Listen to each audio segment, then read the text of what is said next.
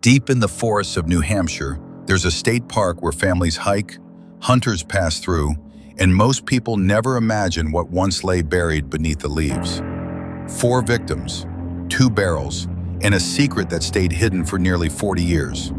This is the story of the Bear Brook Murders, also known as the Allenstown Four, a case so disturbing that even investigators couldn't fully understand it, until modern DNA finally cracked it wide open. And real quick before we get into it, we're closing in on 500 subscribers, and that milestone helps this channel more than you might realize.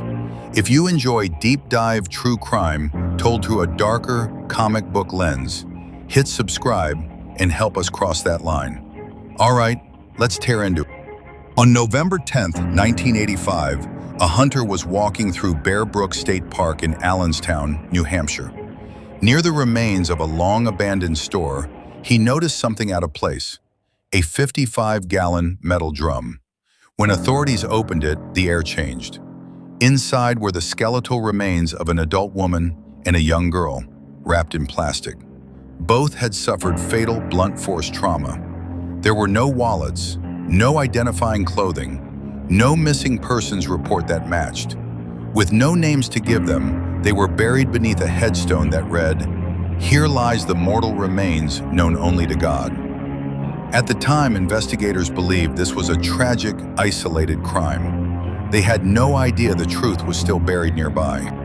In May of 2000, nearly 15 years after the first discovery, police made another chilling find. Just a short distance from the original barrel, another metal drum. Inside were the remains of 2 young girls.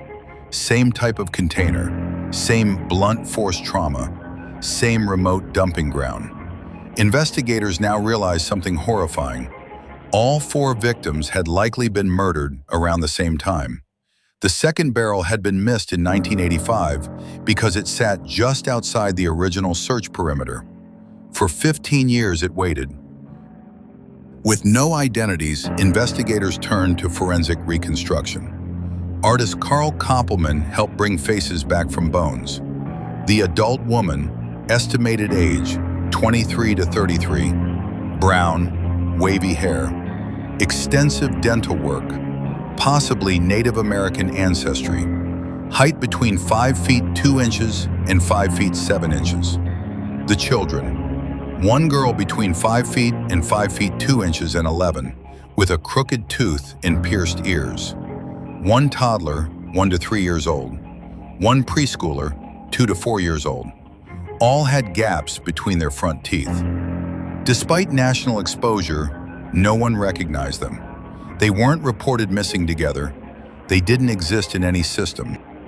Decades passed, then science caught up. In 2017, genetic genealogy revealed a name investigators had circled for years: Terry Peder Rasmussen. A drifter, a liar, a man who lived under dozens of aliases. Rasmussen had already been convicted of murder. In 2002, he was sentenced for killing his wife, Unsoon Jun, whose dismembered body was discovered in California. He died in prison in 2010, but DNA revealed something far worse. Rasmussen was the biological father of one of the Bear Brook children. This wasn't random violence. This was personal. In 2019, investigators finally announced identities for 3 of the victims. The mother, Marlise Elizabeth Honeychurch. Her daughters, Marie Elizabeth Vaughn, Sarah Lynn McWaters. They vanished from La Puente, California around Thanksgiving 1978, while Marlise was dating Rasmussen. After an argument with family, she left home and never contacted anyone again. Rasmussen likely murdered them between 1978 and 1981 before leaving New Hampshire. Their funerals were finally held. For the first time in over 4 decades, they were no longer anonymous. 1 victim remained unidentified, the middle child. DNA confirmed she was Rasmussen's daughter, but her mother remained unknown. For years, investigators traced distant relatives, old records, and genetic lines stretching back generations.